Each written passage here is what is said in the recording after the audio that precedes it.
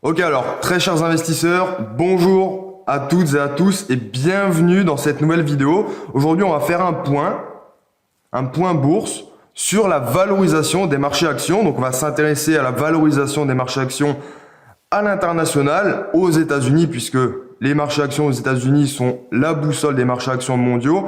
Et enfin, on va s'intéresser également aux marchés actions en France. Donc, on va évaluer la valorisation de tous ces marchés actions et on va aussi essayer d'en tirer des conclusions et d'en donner des explications.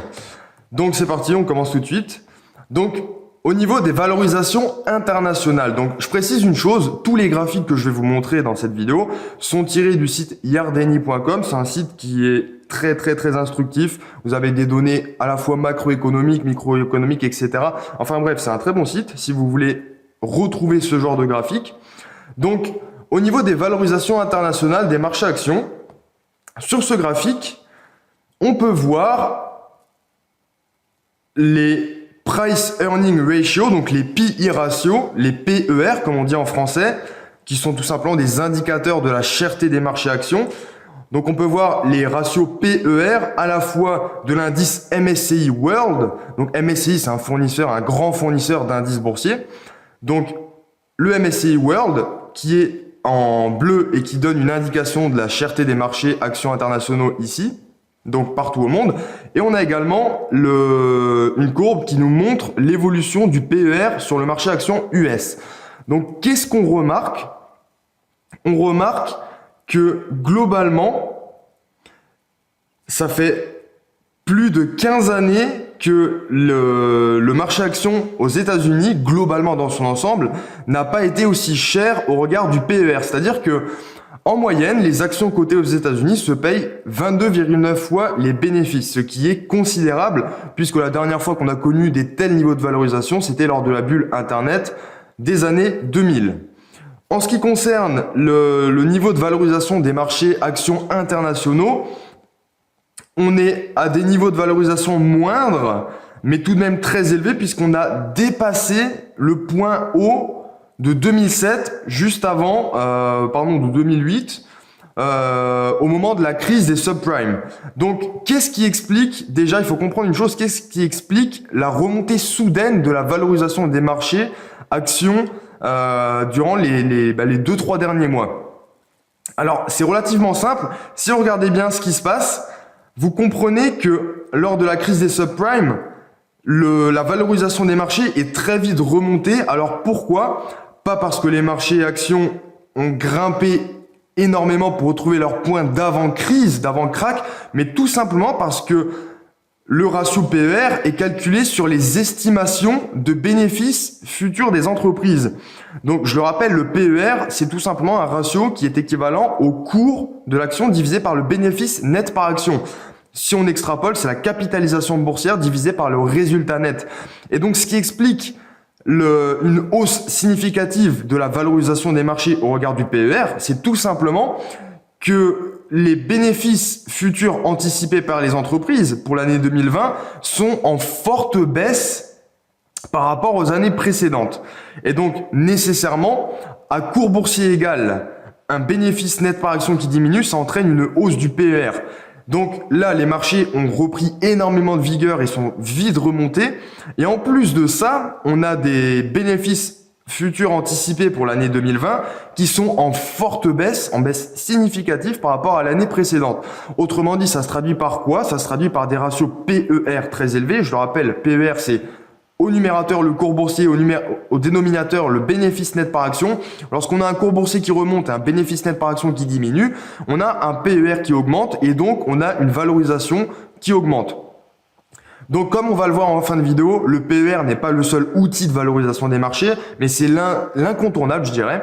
Et donc avec le PER, on se rend vite compte que ici, les marchés actions globalement aux États-Unis, mais aussi à l'international, sont relativement chers. Je précise une chose, on a eu une forte chute lors du Corona crack. Alors, à cette période-là, les marchés n'avaient pas encore considéré la baisse future des bénéfices des entreprises, puisqu'on n'était qu'au tout début de la crise. Et donc, forcément, le PER était arrivé à des niveaux très intéressants. Mais maintenant que le marché a intégré tout simplement les estimations de bénéfices pour l'année 2020, qui sont relativement justes a priori puisqu'elles intègrent tout ce qui s'est passé et tout ce qui va se passer à l'avenir. Et donc aujourd'hui, on se retrouve avec des marchés actions qui sont extrêmement chers et survalorisés, je dirais. Donc maintenant, on a vu à l'instant là, qu'est-ce qui se passe au niveau mondial sur les marchés actions. Donc c'est une vue vraiment, je dirais, top-down, vraiment macro. Maintenant, on va faire la même chose pour le marché actions français. Donc qu'est-ce qui se passe en France? Eh bien, donc là, le graphique que vous voyez ici, c'est exactement le même principe. Enfin, il est basé sur le même principe que le précédent. On analyse l'évolution du marché actions français en fonction du PER, le Price Earning Ratio. Et donc, en l'occurrence, le panier d'actions qui est considéré dans comment je pourrais dire, dans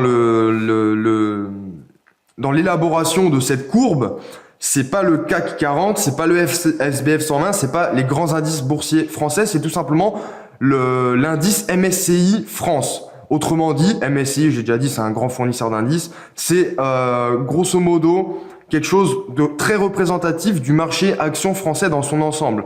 Et donc, qu'est-ce qu'on voit ici en l'occurrence? Encore une fois, mêmes explications. En ce qui concerne le PER et les PER, les bénéfices futurs anticipés pour l'année des entreprises, on a le Corona crack et ensuite on a des marchés actions, le marché actions qui remonte et en conjonction de cette remontée des marchés actions, enfin des actions françaises, on a une baisse significative des bénéfices nets par action anticipés des entreprises pour l'année 2020. Autrement dit, on a un PER très élevé puisqu'il n'a pas été aussi élevé depuis plus de 15 ans, ce qui est considérable. Et encore une fois, la dernière fois que le marché actions français était aussi cher au regard du Price Earning Ratio, c'était lors de la bulle Internet et de son éclatement durant les années 2000. Là, on n'est pas dans le même... le contexte est un peu différent. On n'a pas de bulle extrêmement spéculative comme on a pu connaître dans les années 2000 et celles qui précédaient sur les valeurs technologiques, les valeurs de croissance de l'Internet. Mais tout de même, on a un marché actuellement qui est quand même très cher puisqu'on a un PER qui est en moyenne sur les actions françaises de 18,1. Ça veut dire quoi? Ça veut dire qu'autrement dit, en moyenne, les actions françaises se payent 18,1 fois leurs bénéfices. Et donc, en moyenne, sur le CAC 40, par exemple, l'indice phare de la Bourse de Paris, on est plutôt à 14,5. On a plutôt un PER aux alentours de 14 en moyenne sur les 15 dernières années. Et là, on voit que globalement, le PER n'a pas été aussi élevé depuis plus de 15 ans. Et donc, encore une fois, la même explication que précédemment. Les prévisions de bénéfices anticipés ont très fortement chuté. Donc, le PER au dénominateur, on a un chiffre plus petit. Donc, le PER, automatiquement, il monte à un numérateur constant. Mais en l'occurrence, les cours boursiers ont remonté également. Donc, encore une fois, le PER augmente. Et qu'est-ce qui fait que les PER augmentent? C'est tout simplement que les bénéfices anticipés pour l'année ont chuté plus fortement que le marché. Autrement dit, c'est pas il y a pas je dirais comme un change de 1 pour 1. En l'occurrence, les cours boursiers ont chuté moins fortement que les bénéfices des entreprises, anticipés du moins, et donc le PER augmente mécaniquement, c'est mathématique. Et encore une fois, on remarque qu'en France, le marché action globalement dans son ensemble est très cher au regard du PER et valorisé. Là, on parle de 18,1 au niveau du PER, on était plutôt à 16,5 au niveau mondial, mais à 22,9 aux États-Unis. Aux États-Unis, les marchés actions sont extrêmement chers. D'ailleurs, je précise qu'ils sont aussi chers parce que y a énormément de valeurs de croissance, des valeurs growth, qui sont beaucoup plus défensives qu'elles n'auraient dû l'être, que normalement, tout simplement. Je pense notamment à toutes les grandes capitalisations du Nasdaq Composite et du Nasdaq 100. Et donc, toutes ces actions tirent nécessairement le PER moyen du marché vers le haut. Et on a moins cela en France. Donc ensuite, comme ce que je vous disais juste avant, le PER, c'est le ratio cours sur bénéfice net par action. Lorsqu'on analyse les bénéfices nets par action prévus, les révisions de bénéfices nets par action sur le marché actions français. Donc encore une fois, là, on prend un panier d'actions très représentatif puisqu'on prend l'indice boursier MSCI France qui représente globalement le marché actions français. Et sur ce graphique, on voit donc en axe des abscisses les années, en axe des ordonnées des pourcentages, donc c'est du relatif. Et on voit de combien de pourcents ont été révisés les bénéfices nets par action, donc par des analystes financiers. Et donc, qu'est-ce qu'on voit? On voit clairement que là, on connaît en mai 2020, du moins pour mai 2020, les révisions de bénéfices nets par action ont été revues significativement à la baisse. Elles n'ont jamais été revues autant à la baisse sur les 25 dernières années, puisque le graphique qui commence à 1995, on n'a jamais eu de baisse, de révision à la baisse aussi importante. Alors, donc ça c'est pour aussi expliquer en quoi le PER sur le marché action français est si élevé, puisque les révisions de bénéfices nets par action sont extrêmement faibles. Et même en 2008-2009, lorsqu'on constate ce qui s'est passé lors de la crise des subprimes et même lors de la crise des dettes souveraines de la zone euro plus tard, on voit qu'on n'a pas eu des révisions de bénéfices nets par action aussi faibles et des révisions de bénéfices nets par action qui ont chuté aussi rapidement. Ici on voit qu'on a une chute qui est vertigineuse et très importante et très rapide. Donc, petite précision, je vais quand même vous mettre, en plus de ça, je vais vous présenter un graphique qui vous montre le CAC 40. Donc, la courbe ici en bleu du CAC 40, donc l'indice phare de la Bourse de Paris, qui est assez représentatif du marché actions français, même s'il l'est moins que l'indice MSCI France. On voit ici sur ce graphique le CAC 40 et la courbe de régression linéaire au long terme du CAC 40. Qu'est-ce qu'on voit là-dessus? Donc, alors cette courbe de régression linéaire, elle n'est pas tout à fait juste. Elle s'assimile plutôt à une moyenne mobile à long terme, pour être tout à fait précis, mais je ne vais pas entrer dans le détail des explications, sinon la vidéo va être très longue. Mais grosso modo, on voit que sur une moyenne mobile à très long terme, le marché action français est sous la moyenne mobile à très long terme. Autrement dit, ça signifierait que par rapport à la valorisation estimée du CAC 40 au long terme, on est sous l'estimation. Mais cela dit, ça c'est pas tout à fait, on peut pas vraiment exploiter ça en tant que tel ou tout seul, indépendamment d'autres paramètres, puisque bien sûr les révisions de bénéfices, les bénéfices des entreprises cotées en bourse sur le marché action français en 2020 vont être beaucoup plus faibles qu'en 2019. Et les révisions sont fortement à la baisse, donc on peut pas seulement interpréter ce graphique indépendamment d'autres facteurs. Et je le rappelle, en bourse, les cours boursiers des sociétés suivent les résultats des entreprises, les bénéfices des entreprises. Et même plus précisément, je dirais les bénéfices nets par action des entreprises, puisqu'en raison des rachats d'actions et des émissions d'actions nouvelles, on peut avoir différentes variantes. Mais grosso modo, il faut retenir que les cours boursiers des sociétés suivent l'évolution au long terme des bénéfices nets par action des sociétés. Et donc ici, on voit que si on prend la moyenne mobile au long terme du CAC 40, le CAC 40 est sous-valorisé. Mais en revanche, si on considère ce qu'on devrait plutôt considérer, à savoir les bénéfices nets par action ainsi que le PER, on voit qu'on est largement survalorisé au niveau des actions françaises et également à l'international. Donc, explication. Qu'est-ce qui explique le fait que les marchés actions soient si hauts, tout simplement? Qu'est-ce qui fait que les marchés actions ne sont pas en chute libre, malgré des bénéfices qui sont en chute libre en tout cas? Et donc, comment on peut interpréter la valorisation actuelle des marchés actions? Alors, avant de rentrer dans les explications, j'aimerais quand même vous montrer certaines choses. Lorsqu'on regarde les principaux indices boursiers, si on prend par exemple on voit que on va prendre quelques grands indices boursiers, comme le CAC 40 par exemple. On voit que le CAC 40, eh bien, il a quasiment retrouvé il n'a pas quasiment retrouvé, mais il a retrouvé un niveau très correct par rapport au niveau d'avant crack, puisqu'on est à peu près aux alentours, on est aux alentours de 5000 points, ce qui est relativement élevé par rapport aux bénéfices des entreprises. Si on prend le S&P 500, on va tout simplement taper cours S&P 500, ça sera plus rapide. Si on prend le S&P 500, c'est exactement la même chose.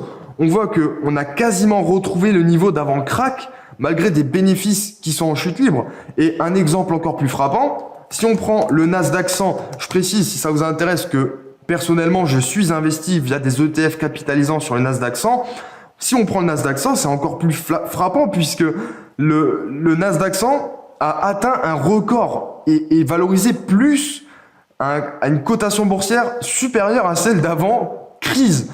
Et donc, on voit que le Nasdaq 100, c'est clairement, on voit très clairement sur cet indice que les marchés ont complètement oublié, je dirais, tout ce qui se passe et tout ce qui s'est passé par rapport à la crise sanitaire qui est passée, je l'espère en tout cas, et la crise économique qui va arriver. Et donc, qu'est-ce qui explique tout ça? Pourquoi, comme on vient de le voir, les cours boursiers, les indices sont si hauts? Eh bien, déjà, il y a un soutien monétaire extrême, massif et irréfrénable de toutes les grandes banques centrales au monde. Que ça soit la BOE, la Bank of England, la Fed, la Réserve fédérale américaine, la Banque centrale européenne, la Bank of Japan, toutes les grandes banques centrales au monde ont massivement injecté des liquidités dans le circuit bancaire et donc et ont également procédé à du quantitative easing massif, c'est-à-dire à du rachat tout simplement de dettes obligataires pour soutenir les États et in fine les entreprises et l'activité économique. Et d'ailleurs, c'est ce qu'on voit ici. Si on veut vraiment savoir l'ampleur du soutien monétaire des banques centrales, il suffit tout simplement de regarder la masse monétaire, les agrégats en fait sur la masse monétaire au niveau des grands territoires un peu partout au monde, comme par exemple dans l'eurozone, la zone euro, et on voit que globalement la masse monétaire elle a explosé ici suite au Corona crack. Pourquoi? Parce que toutes les grandes banques centrales, du moins là on parle de la BCE, ont injecté des quantités astronomiques de liquidités dans l'économie. Donc M1, M2, M3, ces différents agrégats de masse monétaire. En réalité, le plus complet, ça pourrait être le M4, il y a également le M0, mais tout de même, là on voit les trois agrégats principaux et on voit que globalement, on a une masse monétaire qui est en forte hausse. Et c'est également vrai lorsqu'on regarde.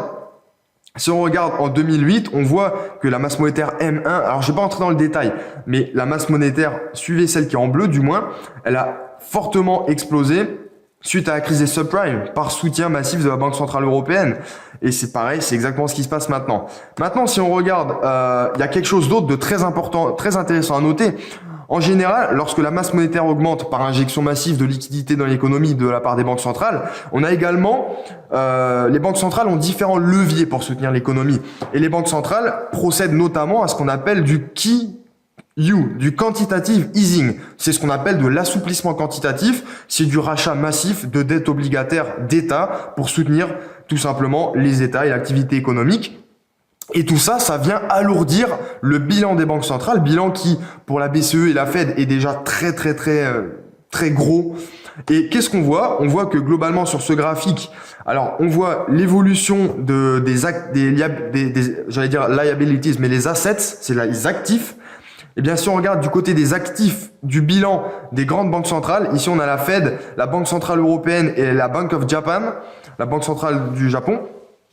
Eh bien, on voit que globalement, tout simplement, il y a une hausse significative du quantitative easing et un alourdissement significatif du bilan de ces trois banques centrales suite à la crise qu'on a connue. Et c'est encore plus vrai pour les États-Unis. Donald Trump, qui a pour seul objectif de soutenir au plus l'économie, dans le véritable objectif derrière, c'est sa réélection, bien évidemment. Mais Donald Trump veut coûte que coûte soutenir l'économie, quitte à mener les États-Unis à une phase d'hyperinflation quand l'économie repartira à la hausse. Et ça, c'est ce qu'on voit typiquement ici. Lorsqu'on regarde le bilan de la Fed, il a explosé suite à toutes les mesures monétaires expansionnistes de la Fed. Et donc, ici, on voit bien que globalement, sur ce graphique, les bilans des grandes banques centrales ont explosé à la hausse. Et donc, c'est ce que j'explique ici, c'est le soutien monétaire extrême et irréfrénable des banques centrales. Les banques centrales, elles font tout pour soutenir l'économie. Et donc, les marchés boursiers l'ont compris. Et les marchés et les gouvernements et les entreprises, je dirais plutôt les marchés boursiers l'ont très bien compris. Et donc, ont eu la confirmation que coûte, Les banques centrales seront là en tant que prêteurs en dernier ressort et en tant que soutien pour vraiment soutenir l'économie, quoi qu'il en soit. La croissance à tout prix. Même si je ne sais pas si c'est forcément toujours la meilleure idée. Mais voilà, ce graphique, c'est ce qu'il montre. On voit également le bilan des actifs total des trois banques centrales que je vous ai présentées ici, la Fed, la Banque Centrale Européenne et la Bank of Japan, sur une seule et même courbe. Donc ici, on a agrégé le tout et on voit qu'ici, globalement, c'est assez représentatif puisque là, la Fed et la Banque Centrale Européenne, c'est déjà deux énormes banques centrales qui ont un bilan très important sur le bilan global des banques centrales mondiales. Et on voit ici que globalement, le bilan des banques centrales a explosé suite à la crise la crise du Covid, de la Covid plutôt. Et on voit que on suit à peu près la même tendance qu'en 2008. Et sauf que là, pour les États-Unis, c'est beaucoup plus important qu'en 2008. Donc voilà, ça c'est déjà la première explication. Ensuite, il y a autre chose. Les États ne veulent pas délaisser l'activité économique. On l'a vu en France. En France, le gouvernement a mis en place certaines mesures, le report des charges sociales, les prêts garantis par l'État, les fameux PGE, beaucoup de choses comme ça. Aux États-Unis, il y a même eu quelque chose qui est quand même assez surprenant dans un pays aussi libéral, je dirais, mais il y a eu des je sais plus comment, bref, il y a eu des primes pour les concitoyens américains, tout simplement, pour les soutenir dans cette période difficile. Donc, c'est une sorte de prime chômage. Alors, je sais pas exactement quelles sont les modalités, mais je sais qu'il y a eu un soutien à la population. Alors, certes, très faible, hein, c'est un pays très libéral. On n'est pas en France, on n'est pas dans la France colbertiste, ni dans un État-providence, je dirais. On est vraiment aux États-Unis, dans un pays très libéral. Donc c'est un peu différent, c'est beaucoup plus compliqué là-bas, mais tout de même, les États, y compris les États-Unis, décident de soutenir coûte que coûte l'activité économique, quoi qu'il en soit, et ça se traduit, on peut très bien s'en rendre compte en analysant tout simplement les mesures monétaires prises par les grandes banques centrales. Ensuite, autre chose, on a tendance à l'oublier, mais les taux d'intérêt sont extrêmement bas.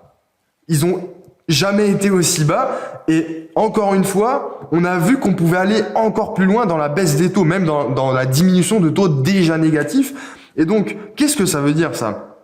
En général, tous les marchés actions apprécient les baisses de taux. Pourquoi? Parce que qui dit baisse de taux dit quand les taux d'intérêt baissent, on parle des taux directeurs que les banques centrales appliquent aux banques commerciales qui peuvent les répercuter donc sur les taux qu'elles appliquent aux agents économiques. Donc des taux directeurs faibles des banques centrales, ça implique des taux faibles pour les consommateurs et les entreprises, ce qui est très intéressant.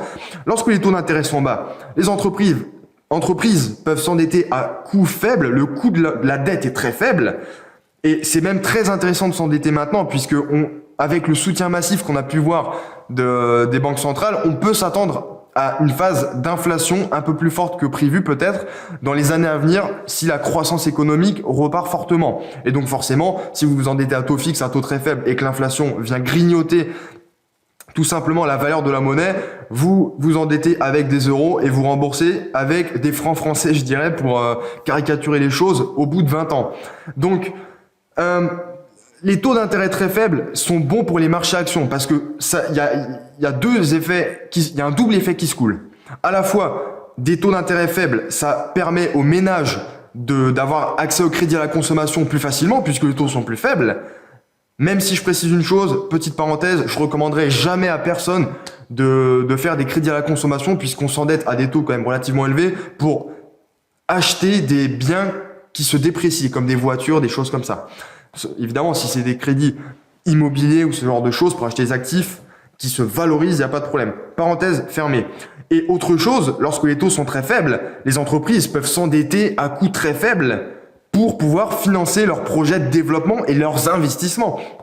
Et donc, lorsque les taux d'intérêt sont très bas, les entreprises, enfin le marché actions aime ça. Lorsque les taux d'intérêt remontent, les marchés actions n'aiment pas ça. Et d'ailleurs, on l'a vu lorsque, je crois que c'était Alan Greenspan, dans les années 80, avait subitement décidé de remonter les taux de la Fed à 20%. Et on a vu que les marchés actions n'ont pas aimé, hein, clairement. Et donc, vous pourrez taper ça sur Internet si ça vous intéresse. Je vais pas tout détailler dans la vidéo, ça va être trop long sinon.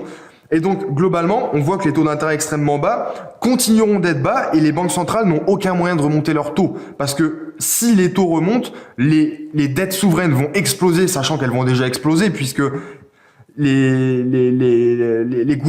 États ont moins de rentrées financières et doivent subvenir à plus de besoins, notamment en France, avec faut bien soutenir le chômage, etc., avec des dépenses publiques très élevées et des rentrées d'argent via les impôts plus faibles. Enfin bref, en tout cas, les taux d'intérêt, ils ne vont pas remonter, du moins pas à court terme, peut-être même pas à moyen terme, et à moyen terme, je parle de plusieurs années, 2-3 années. Et donc, on a vu autre chose, on peut constater autre chose, l'explosion de la dette à la fois publique et privée n'est pas du tout considérée par les marchés boursiers comme une menace à court terme. Tout simplement. Et ensuite, autre chose, on l'a aussi vu, il y a les grands dirigeants des grandes économies sont très préoccupés par l'économie. On l'a vu en Chine avec Xi Jinping, on l'a vu bien évidemment, et ça c'est l'exemple le plus frappant, avec Donald Trump aux États-Unis. Et on l'a vu aussi, comme juste avant, sur le bilan de la Fed.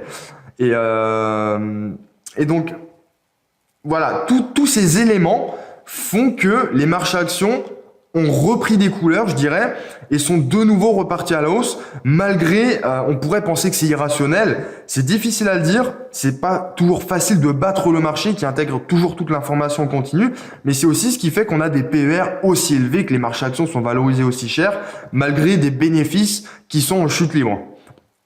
Et donc voilà. Et ensuite, là, je vais vous proposer de visionner une dernière diapositive qui, selon moi, est pertinente. Sachez que, alors je vais vous donner quelques remarques complémentaires à tout ce que je viens de dire.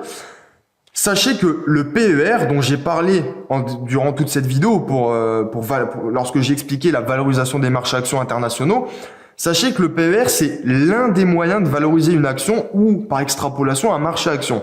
Il existe d'autres méthodes pour valoriser des marchés, actions ou des actions individuellement. Par exemple, on a ce qu'on appelle le modèle DCF, le Discounted Cash Flows Model. Le modèle DCF, c'est un autre moyen de valoriser une action, non pas par rapport au ratio cours sur bénéfice, combien de fois on paye les bénéfices l'action. Le DCF, ça permet de valoriser une action par rapport au flux de trésorerie futur des entreprises, c'est-à-dire au cash flow futur que va engendrer l'entreprise. Et donc, on estime plutôt dans ce cas la valorisation par rapport à ce que l'entreprise va générer comme cash flow et aussi par extrapolation va générer comme dividende.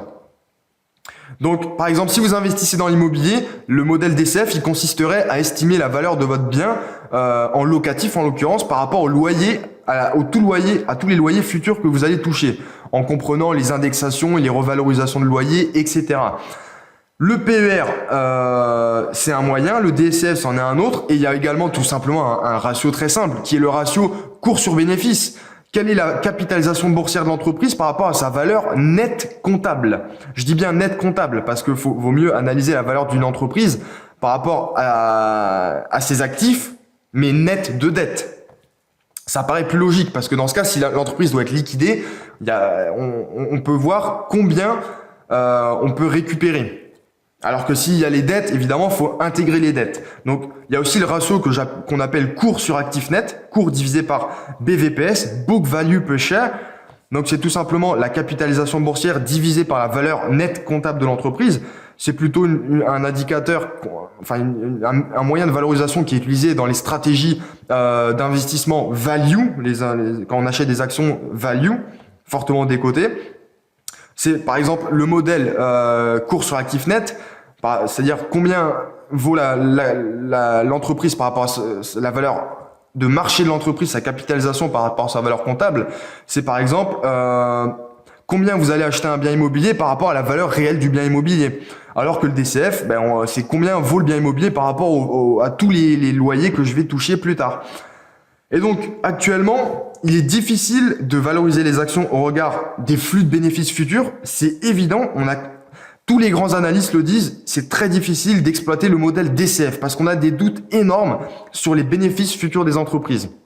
Puisque les BNA des entreprises futures sont devenus complètement incertains en raison du contexte. Mais tout de même, d'après certaines analyses qui ont quand même été faites au regard du DCF, les marchés actions sont chers. Et donc ça vient corroborer ce qu'on constate avec le PER du marché, des marchés actions. Les marchés actions sont chers au regard de la valorisation, au regard de leur PER et au regard de l'analyse du modèle DCF. Et les marchés actions sont également chers dans l'ensemble par rapport à leur valeur comptable. Donc autrement dit, les marchés actions sont globalement chers et élevés. Et c'est évidemment le torrent de liquidité apporté par les banques centrales, c'est un peu la morphine monétaire qui est apportée par les banques centrales qui a permis en grande partie de maintenir des marchés aussi hauts. Mais le problème, c'est que ce torrent de liquidité apporté par les banques centrales n'est pas réellement investi dans l'économie réelle. Je m'explique. Lorsque les banques centrales injectent des milliards, des centaines de milliards dans l'économie, tout ça, ça arrive dans un premier temps dans le circuit bancaire. Alors, c'est un peu plus complexe que ça, mais je vais simplifier pour pas que la vidéo dure trop longtemps. Et je m'en excuse par ailleurs d'avance si c'est déjà trop long. Bref, en tout cas, les banques centrales, elles injectent des liquidités qui arrivent dans le circuit bancaire, mais ça arrive pas dans l'économie réelle tant que les agents, les acteurs économiques n'empruntent pas. C'est-à-dire que tant que les ménages ne consomment pas, tant que les entreprises n'investissent pas. Et donc, malheureusement, pour l'instant, toutes ces liquidités ne sont pas encore arrivées dans l'économie entre guillemets réelle. Et probablement que ce torrent de liquidité va affluer vers l'économie réelle, du moins en grande partie lorsqu'on aura à nouveau la croissance économique, etc. Et donc c'est à ce moment-là qu'on aura potentiellement une inflation plus forte qu'escomptée, que prévue par la banque centrale. Par les banques centrales, en l'occurrence la BCE a un objectif d'inflation, il me semble, de 2% par an. On pourrait avoir plus que ça si on a une croissance économique rapide et une reprise économique rapide. Ensuite, petite précision, je le rappelle, le PIB mondial 2020 prévisionnel est en fort recul par rapport à celui de 2019. Donc, je vais pas vous expliquer comment le PIB mondial est calculé en fonction des taux de change, etc. Mais considérez, pour simplifier, qu'un taux de change constant, si vous considérez l'euro, le PIB mondial de 2020, il est vraiment en fort recul d'après les prévisions par rapport à celui de l'année précédente, à savoir 2019. Donc écoutez, c'est tout pour cette vidéo. J'espère qu'elle vous a plu. Comme d'habitude, n'hésitez pas à liker, commenter, partager. Enfin bref, faites comme vous voulez. Si vous avez des questions, bien évidemment, posez-les-moi dans les commentaires. Je répondrai avec grand plaisir. Et puis quant à moi, je vous dis à très vite pour une prochaine vidéo. Ciao, ciao.